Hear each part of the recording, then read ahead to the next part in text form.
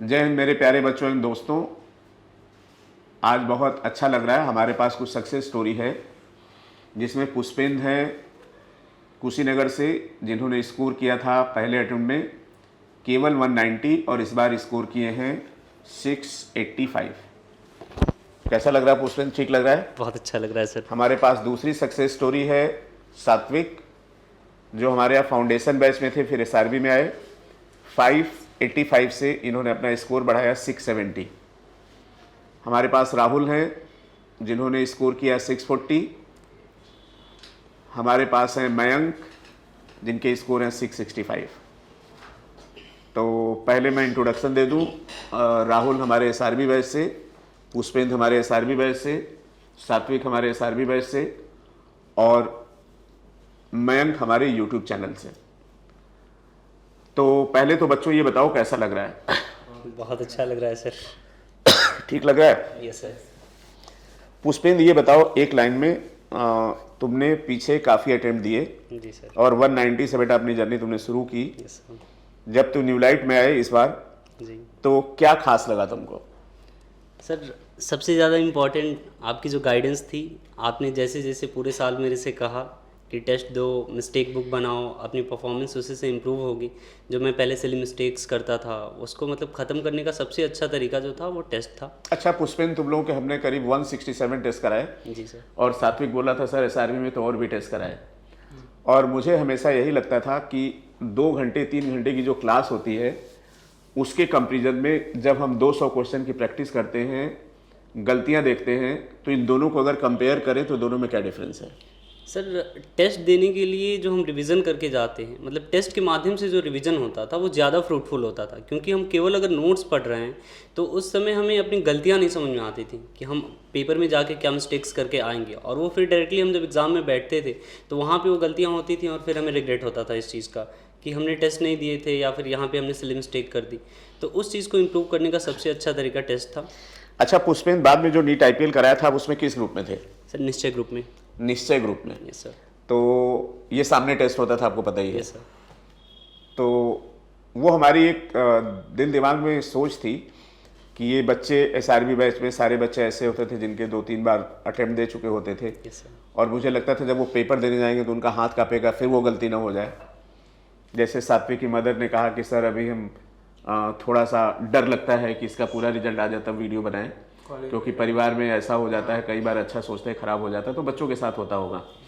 तो एक एक्सपेरिमेंट था पुष्पेंद्र कि हम नंबर आप टेस्ट ज़्यादा कराए, बच्चे वार्म अप राउंड में रहे और हर तरह के पेपर कराए। कभी कभी आपने लड़ाई भी की, सर आपने पेपर इतना टफ बना दिया, स्टेटमेंट के क्वेश्चन इतने दे दिए, रीजन सेशन के दे दिए, हम लोग का लास्ट में डिप्रेशन होता है। और हुआ ये कि लास्ट वाले टेस्ट में जो स्टेटमेंट वाला पेपर था सात्विक, उसके बाद बहुत सारे बच्चे टेस्ट भी नहीं देने आए थे। Yes sir. और फिर मैंने टीचर्स को बहुत बोला था कि ऐसा क्यों कर रहे हो। Yes sir. तो अब ये समझ में आ गया कि बच्चों को हर तरह के पेपर की प्रैक्टिस करानी चाहिए। ठीक। अच्छा पुष्पेंद्र, पेपर तो यहाँ का पूरा एनसीईआरटी बेस्ड होता था। बेटा उसमें एक बहुत ओपन सजेशन दो कि और क्या इम्प्रूव किया जाए कि आगे आने वाले बच्चों को और अच्छा लगे। क्या तुम्हें कमी लगी साल भर में कि टेस्ट का नंबर बहुत ज़्यादा होता था, उसको कम किया जाए, पेपर में वेरिएशन कम किया जाए? क्योंकि हमने तुम्हारा स्कोर जब वीडियो कल डाला है तो बहुत अच्छे से देखा था, तो ज़्यादातर टेस्ट में स्कोर उससे कम थे, लेकिन 2-3 टेस्ट ऐसे थे जिसमें तुम्हारा स्कोर उसके आसपास था और उसमें हमने केवल फुल लेंथ का लिया था, बाकी टेस्ट का नहीं लिया था। Yes sir. तो क्या सजेस्ट करना चाहोगे? क्योंकि हमेशा हम बच्चों से कुछ ना कुछ सीखते हैं। सर, जो मेरे साथ पेपर में होता था कि कभी पेपर में मतलब टेस्ट के रिजल्ट में नंबर कम आते थे, कभी ज़्यादा आते थे, लेकिन मैं एक चीज़ पे फोकस करता था क्योंकि पेपर का लेवल भी चेंज होता था। कभी पेपर आसान होता था, कभी मॉडरेट। और नीट में बेटा ऐसा होता यस था। सर। देखो 2021 में पेपर इजी था, 2022 में बायो टफ हो गई। तो नीट में भी कैसा पेपर आना था ये अनप्रिडिक्टेबल था तभी तक। तो इसलिए मतलब हर तरीके के पेपर देने पे स्कोर्स तो मतलब अप डाउन होते रहते थे, लेकिन मैं अपनी रैंक पे फोकस करता था। हाँ वेरी गुड। क्योंकि पेपर अगर आसान आ रहा है तो वो कि कंपटीशन में इस बात से फर्क नहीं पड़ता कि आप क्या कर रहे हैं, पेपर दूसरा कैसा कर रहा है इससे फर्क पड़ता है। तो एक काम तो बेटा तुमने बिल्कुल सही बताई कि नंबर पे फोकस मत करिए, रैंक पे फोकस करिए। ग्रेट। क्योंकि सर जब पेपर आसान आता था तो नंबर मेरे बढ़ते थे, लेकिन रैंक मेरी जहाँ पे है, और पेपर जब टफ आएगा तो वो सबके लिए ही आ रहा है। तो अगर मेरे लिए टफ है तो वो सबके लिए है, तो मेरी रैंक फिर से वहीं पे होनी चाहिए। तो मैं साल भर अपनी रैंक को मेंटेन करने पे फोकस करता था। और टेस्ट देने के बाद से जो भी मिस्टेक्स हुई रहती थी, तो आपने जैसे शुरू में ही बोला था कि एक मिस्टेक बुक बनानी है, तो मिस्टेक बुक मैंने बनाई थी और जो भी गलतियाँ होती थी वो पेपर एनालिसिस के बाद से उनमें नोट डाउन करता था और अगले टेस्ट से पहले मैं उनको देख के जाता था कि ये जो क्वेश्चन मेरा गलत हुआ है ये अगले टेस्ट में गलत नहीं होना चाहिए। तो ऐसा करके, और सर बहुत ज़्यादा टेस्ट देने से, मतलब नंबर ऑफ़ टेस्ट बहुत ज़्यादा होने का सबसे बड़ा फ़ायदा यही था कि सारी ही गलतियाँ लास्ट में जाते जाते वो नेग्लिजिबल हो गई एकदम। तो पेपर में जा करके, अच्छा, तुम लोगों को कभी ये नहीं लगा कि सर इतने सारे टेस्ट करा रहे हैं, सेल्फ स्टडी का टाइम मिल पा रहा है, 10 दिन पहले सर छोड़ देते, 20 दिन पहले छोड़ देते? एसआरबी की सर यही तो बात है, एसआरबी में सबका सिलेबस एक तरीके से स्ट्रांग होता ही है, बेस अपने आप में, टीचर्स भी बेस अपने आप में सर स्ट्रांग होता ही है हर सब बच्चों का। तो टीचर्स मतलब सारे एसआरबी के एक्स्ट्रा एज देते थे, आपको ट्रिक्स बताते थे और ये सब इसमें फ़ायदे करते थे। तो उन्हें टेस्ट तो डेली देना चाहिए, क्योंकि डेली कुछ ना कुछ नई गलती निकलती थी, आप कभी भी गलती से एकदम फ्री नहीं हो सकते।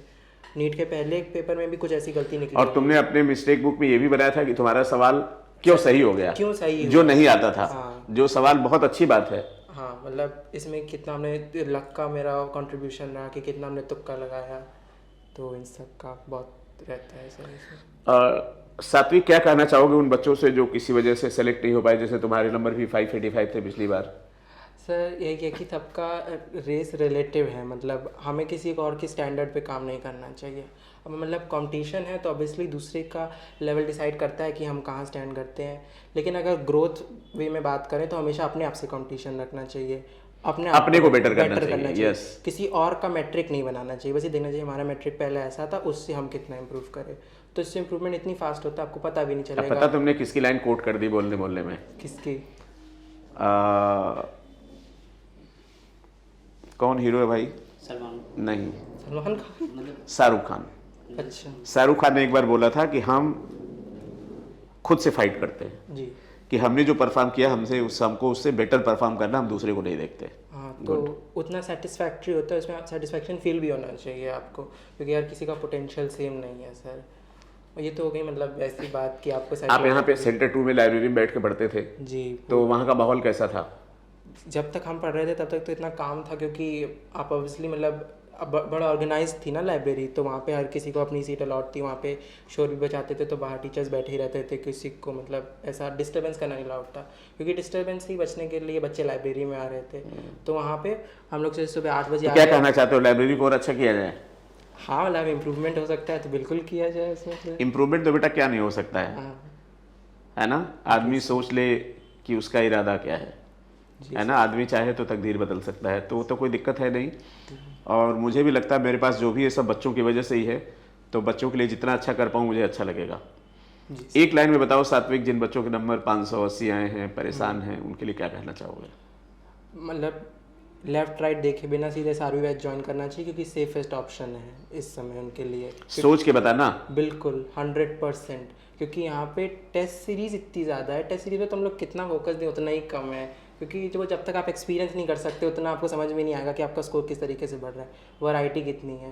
और बाकी टीचर्स, क्योंकि यहाँ पे इतने अच्छे पॉइंट होते हैं कि आप डाउट्स हमेशा क्लियर करा सकते हैं। लेफ्ट राइट ना देखें, एसआरबी बैच ज्वाइन करें। बिल्कुल 100%। क्या बात है, क्या बात है, ग्रेट। पुष्पेंद्र, ये बताओ 2 लाइन में अगर तुम्हें कहना हो तो टेस्ट सीरीज के लिए, एसआरबी बैच के लिए जो बच्चे डिप्रेस्ड हैं उनके लिए क्या कहना चाहोगे? जिनके भी नंबर 580 के आसपास या 500 से ऊपर आ रहे हैं वो आकर के सेंसर से मिलें, और सर जैसा कहते हैं आप थ्रू आउट द ईयर सिर्फ उस चीज़ को फॉलो करिए, आप अपना दिमाग ज़्यादा ना लगाएं। और सर मतलब टेस्ट में जैसे जैसे हमें इम्प्रूवमेंट करना है, जो आप मिस्टेक बुक के लिए कहते हैं, वो बहुत इंपॉर्टेंट चीज़ है कि वो हमारी गलतियाँ इंप्रूव होती हैं, क्योंकि सर जो भी बच्चा 500 के ऊपर या 550 580 का राउंड बिल्कुल उसके अंदर सिलेक्शन का पोटेंशियल है, नॉलेज पूरी है, लेकिन वो सिली मिस्टेक्स की वजह से ही रुक जा रहा है। तो आप लोग पुष्पेंद्र जी गांव में थे, 3-4 बार आप लोगों ने गांव जाते होंगे, लोग कुछ ना कुछ बोलते होंगे, अच्छा तुम अभी भी तैयारी कर रहे हो? यस सर, ये बात तो बहुत फ्रिक्वेंट थी सर। अब तुमने उसको सबको बेटा जवाब दे दिया जी, मतलब है ना? मेरे यहाँ पापा को चैलेंज करते थे लोग कि आपका लड़का कुछ नहीं कर पाएगा, वो जाके पैसे उड़ाता है और पैसे बर्बाद। तो लोगों ने चैलेंज किया था पापा को कि आपका लड़का कुछ नहीं कर पाएगा। आज बच्चा ऐसा हो गया कि उसके पास सबके फोन आ रहे हैं। यस सर, ठीक है ना? तो बच्चों, हमने एक लाइन बोली थी कि आज कांटे हैं तेरे मुकद्दर में तो गम न कर, कल दामन तेरा फूलों से भर जाएगा। आज ये बच्चे इस बात से परेशान हैं कि इनके पास फोन इतने ज्यादा आ रहे हैं, और कल इस बात से परेशान थे कि इनको कोई पूछ नहीं रहा है। ठीक है ना? तो मेरी पुष्पेंद्र एक आदत है कि जब तक कोई नहीं पूछता तब तक मैं पूछता हूँ, जब सब पूछते हैं तो मैं कम पूछता हूँ, क्योंकि अब तो मेरा बच्चा इतना बड़ा हो गया कि सब उसको पूछ रहे हैं, तो इससे खुशी भी होती है बहुत ज़्यादा। हमारे पास राहुल हैं, राहुल शायद सिद्धार्थ नगर से हैं। राहुल कैसा लग रहा है ये बताओ, कौन सा अटेम्प्ट था? सर ये मेरा 4th अटेम्प्ट था और चीज़ें बदलती हुई दिख रही हैं। जो लोग हमारे आसपास के या रिलेटिव जो हमसे इंटरेक्ट पहले नहीं करना चाहते थे, हमसे हमारी फैमिली से, और अब वो और interact आज कर तुम रहे हैं। इंटरेक्ट करते करते उग गए। हाँ, तो अब चीज़ें क्या हो अच्छी गया, हैं। अचानक म्यूटेशन हो गया? जी सर, अब ये चीज़ें बदलती हुई दिख रही हैं, सब अच्छा हो रहा, तो बहुत अच्छा फील हो रहा है। तो फिर न्यू लाइट का आइडिया कैसे आया था? सर हम यहाँ काकादेव आए थे किसी टीचर के थ्रू, मैं उनके पास गया तो उन्होंने डायरेक्ट आप ही को बताया और कहा कि वो जैसे बोले पूरे साल ब्लाइंडली फॉलो करो। चलो हम टीचर्स का नाम नहीं लेते हैं, लेकिन उनको भी थैंक्स कि कम से कम वो भी बिलीव करते हैं न्यू लाइट पे। तो थैंक यू सर, अगर आप वीडियो देख रहे हो। और फिर मैं आपके पास आया, आपने पूरे गाइडेंस में रखा। जब आपने मेरा नाम कहीं नोट किया और कहा कि राहुल तुम्हारा सिलेक्शन इस बार हो जाएगा, बट ट्राई करो कि बेस्ट कॉलेज लेना। नाम तो अभी भी मैं 3 बच्चों को तुम्हारे सामने नोट करूंगा, 2023 में देखना सब सेलेक्ट होंगे। और मुझे वहीं से एक पॉजिटिव एनर्जी मिली और मैंने पूरे साल पूरी शिद्दत से मेहनत की और आज मैं यहाँ हूँ। आज घर में सब खुश हैं? सब कुछ है सर, एकदम से सब मतलब अच्छी बात है। मैं और आने वाले उन स्टूडेंट्स से मतलब कुछ कहना चाहते हैं जिनके 585 मार्क्स या जो भी मतलब थोड़े बहुत मार्क्स से रुक चुके हैं। मैं उन लोगों के लिए 3 चीज़ें कहना चाहूँगा कि डोंट जज bye it's marks and years की, मतलब मुझे कितने साल हो गए फिर भी मेरे इतने मार्क्स आए हैं। और दूसरी चीज़ कि अपनी प्रॉब्लम को अवॉइड करें डिस्ट्रैक्शन को, प्रॉब्लम से फाइट करें, उससे डील करें। मेरी प्रॉब्लम में मुझसे कहा था कि can you do hard work, कर सकते? तो हमने कहा हाँ बिल्कुल कर सकते हैं। It hurts my hand, it hurts my back, it hurts my brain and then finally I am here. और सब मतलब बहुत अच्छा लग रहा है सर। That's it. क्या रोल न्यू लाइट का है तुम्हारे कैरियर में? सर मैं जब न्यू लाइट आया, आपने जो कहा, फिर मैंने SRB बैच ज्वाइन किया डायरेक्टली। फिर उसके बाद जो टेस्ट सीरीज़ थी, पहली बात तो हमें यहाँ की जो टेस्ट सीरीज़ के अलावा भी जो भी जितने भी स्टाफ्स थे और जितने भी टीचर्स थे बहुत ही सपोर्टिव थे और पूरा सिस्टम बहुत कोऑपरेटिव और मतलब ऑर्गेनाइज था, तो बहुत अच्छा लगा। और इस टेस्ट सीरीज़ के थ्रू मैंने हर हफ्ते लगभग लास्ट के जो 4 महीने थे, हफ्ते में 5 पेपर देता था, केवल 2 दिन छोड़ करके बाकी सारे पेपर्स में देता था।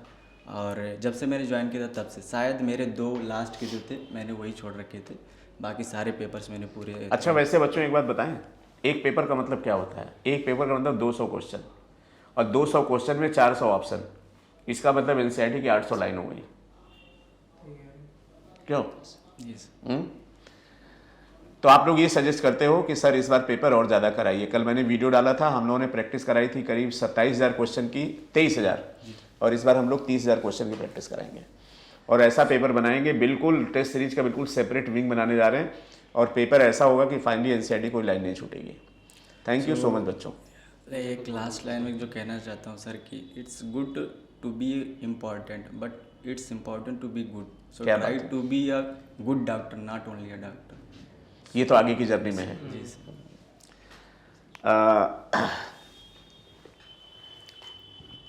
हमारे साथ मयंक हैं और मैं क्लियर कर दूं, मयंक हमारे पास किसी बैच में नहीं थे, न SRB बैच में थे। मयंक हमारा YouTube चैनल देखते थे न्यू लाइट नीट का, यस सर, रैपिड फायर देखा होगा।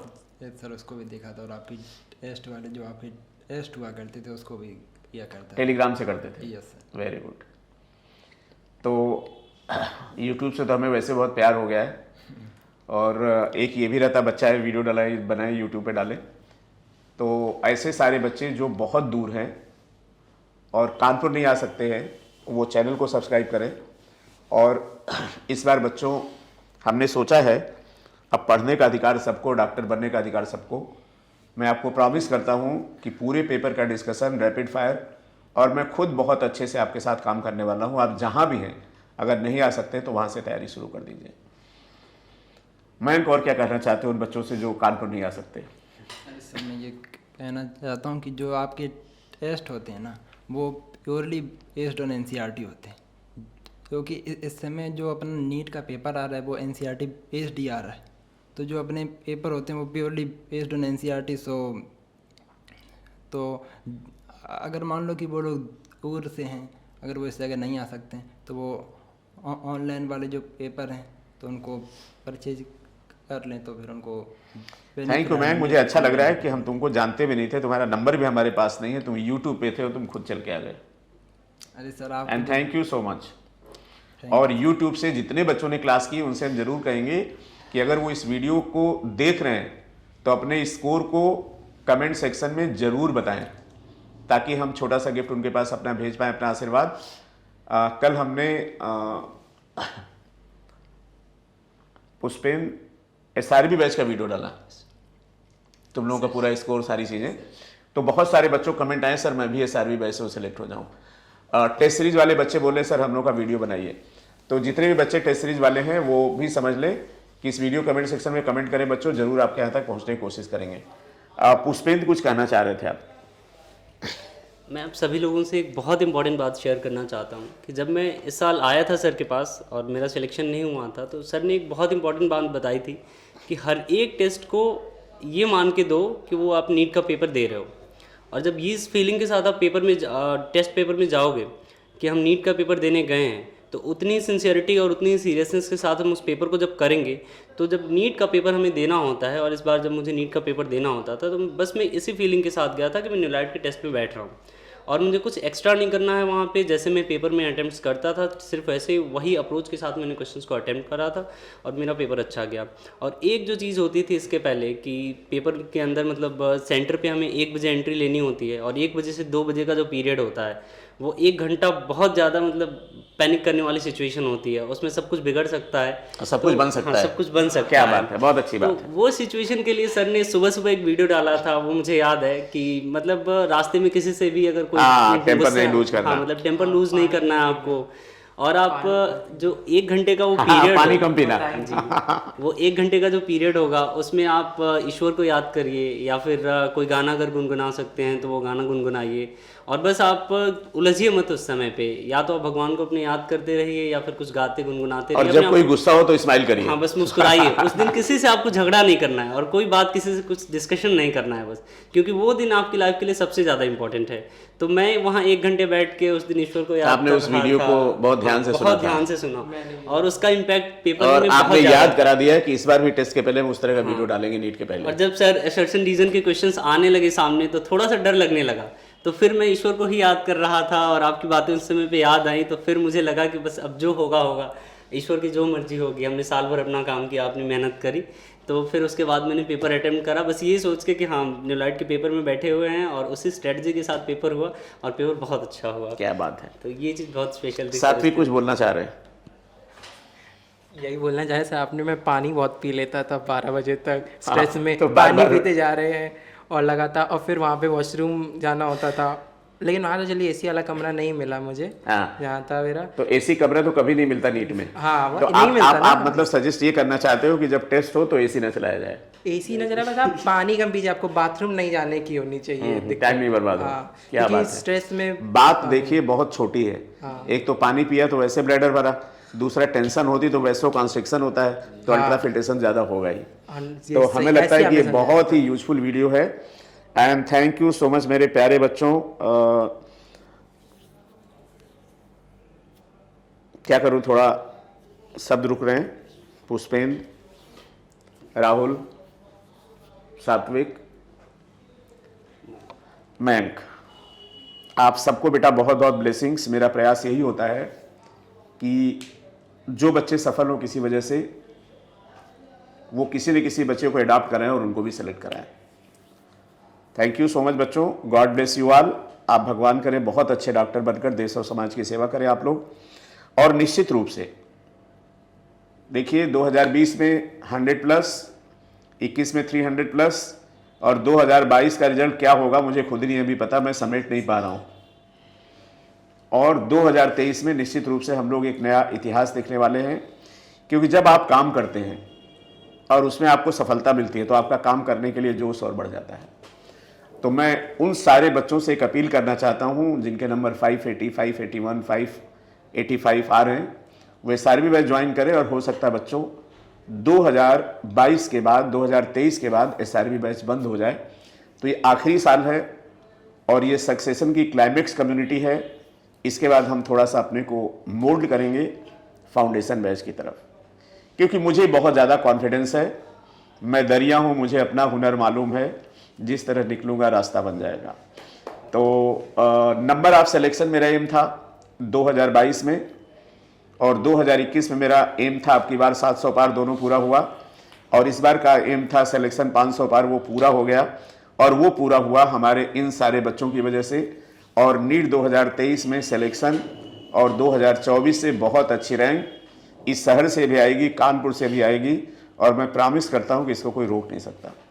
तो थैंक यू सो मच बच्चों, आप सबको बहुत बहुत प्यार कि आप सबने इतनी मेहनत की कि मुझे 1 साल काम करने की energy they the. And God bless you all. आप सब बच्चे हो, जैसे घर में बच्चे होते हैं, गुस्सा भी आती है, डांटते भी हैं, मारते भी हैं, लेकिन बच्चा तो अपना बच्चा होता है। तो ऑल द बेस्ट बच्चों, और बहुत बहुत ब्लेसिंग्स हैं दिल से। आप एक बहुत अच्छे डॉक्टर बनकर देश और समाज की सेवा करोगे, ऐसा मुझे पूरा विश्वास है। और अंत में उन सारे बच्चों के लिए मैसेज है, जरा भी परेशान ना हो, आएँ और न्यू लाइट का आखिरी साल का SRB बैच ज्वाइन करें, और बिल्कुल कहीं से कोई दो राय नहीं कि आप सेलेक्ट नहीं होंगे। Thank you so much. Thank you बच्चों।